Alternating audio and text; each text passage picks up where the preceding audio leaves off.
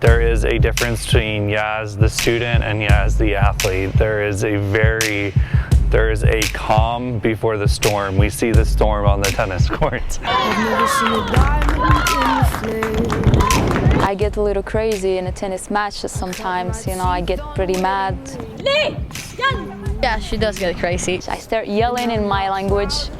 Sometimes I should stop doing that. And if that helps her to win, then beat it. And we'll never be it's a run in our blood. Well, first of all, I'm from Morocco. It's in North Africa. Okay, I was 7 years old and I hated tennis. My dad took me, I was crying.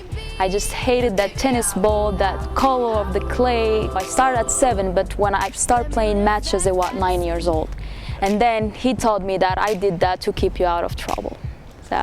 So it was the first time I came to the United States. I couldn't even speak English. It was hard.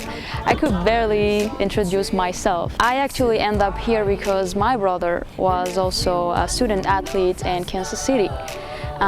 He contacted the coach from me, and this is how I end up close to here. But how I actually end up here is I played against Missouri Western. And it was a big match, and I played, I don't know, pretty good, I think, that day. And this is how Coach Tom Smith recruited me. She is a competitor that's growing with confidence. That's been what's been able to catapult her this year. You know, this was a number 4 last year. She is a number 1 now, and she's a competitive number 1. And she holds that spot down for the team, which allows everybody else to be better. Like, reason of this transformation is not because, oh, in our team we have the best player or we are the best player. No, it's mostly because if you're gonna beat us, yes, okay, but we're not giving anything to you.